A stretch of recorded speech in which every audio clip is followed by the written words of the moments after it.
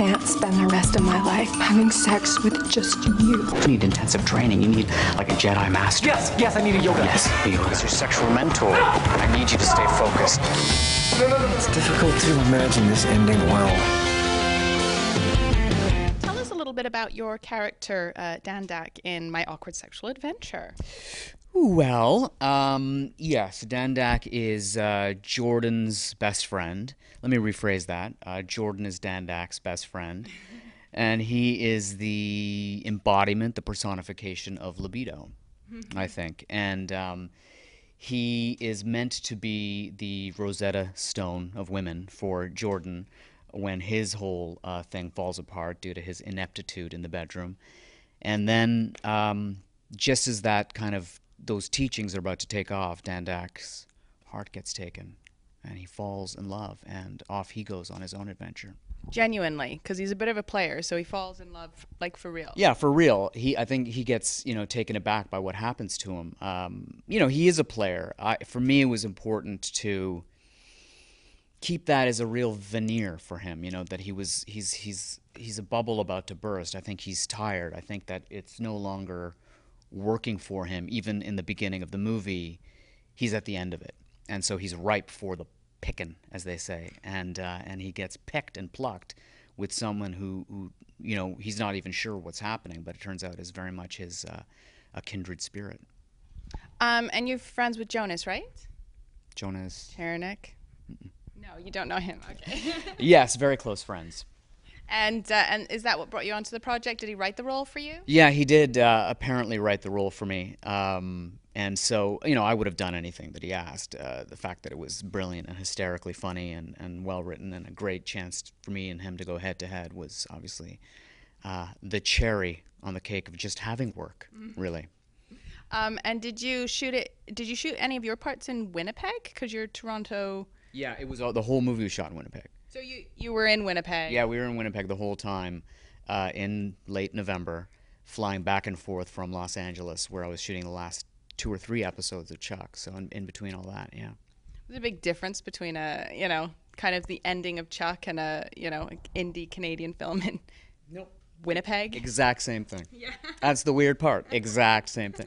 No, I mean completely different. You're going from this giant sound stage in sunny California to like the streets, night shooting, stealing shots in an indie film. But it's amazing. It's refreshing. It's awakening. It's great.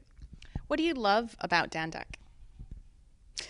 Well, I think that he's a very, when I was building him, I needed to kind of go from the inside out. And I mean, his heart is huge, and his friendship with Jordan is key.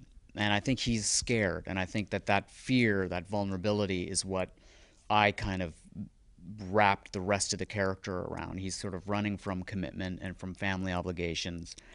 I think it has to do, and when I don't want to give too much of my process away, but I think it has to do with a certain kind of need for assimilation and seeming, strong.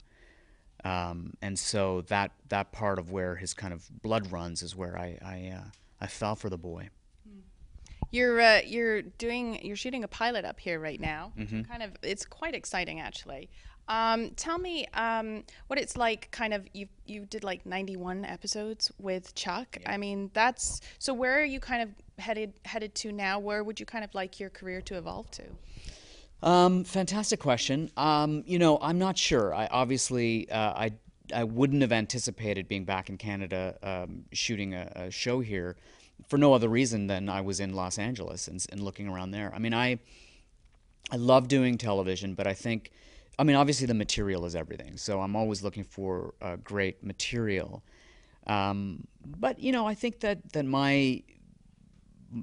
way I am built as an actor is maybe better suited, maybe I shouldn't say this, for film work, for location film work, where I can kind of disappear into it a little bit for shorter periods of time. Television is beautifully social when you make it, so it doesn't suit the method acting kind of approach that I like to take. But it's you know, this is one of those projects, the pilot I'm doing now, where you just kind of read it and you go, this is going to be, I got to jump into this.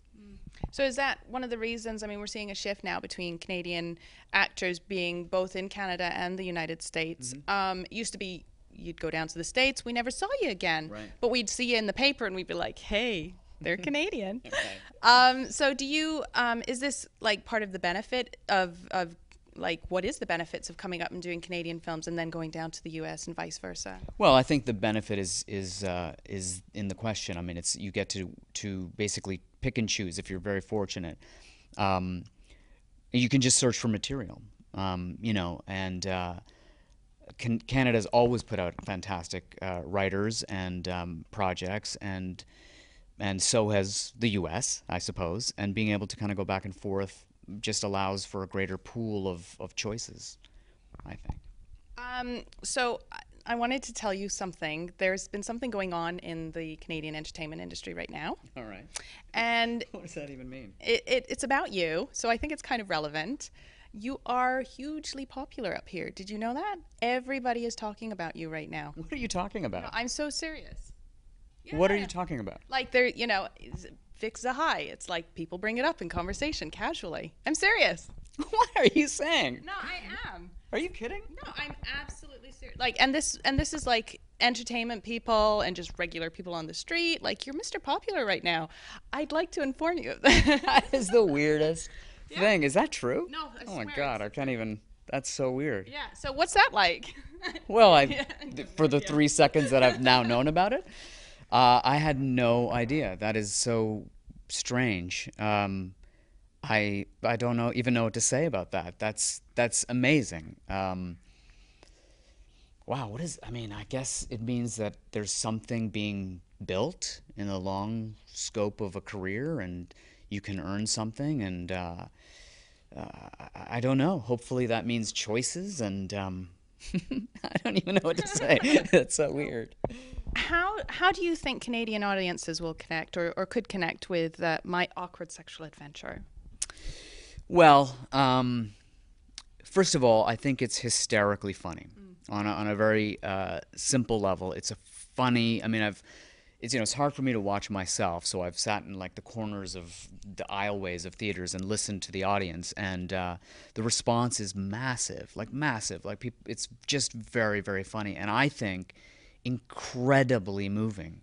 And I think that Emily and Jonas are so beautiful in those roles, and Sean's direction. I mean, I'm just as kind of taken aback by what that movie is as anybody, because it was really, I do find it amazingly funny, but the ending, when it ends, it's just so poignant, I find, and a lot of that is obviously Jonas and Emily and the way Sean shot it. It's a really, really particularly strong film. I think it's really funny and really moving in like a genuine way. Yeah, I think so too. I think it'll do well. Yeah? Yeah, I'm looking forward to people seeing it actually. Yeah? Like big audiences. Right. You mean like tall people? Yes. Seems really odd and specific. Little wide on the sides. Yeah. Just three big people. Weird. Very weird. Thank you so much. Thank you so much for springing that info on me. Anytime. That is weird. She said that to everybody who sat here, didn't she? Did you? I did. How did you know that? Weird. That sucks.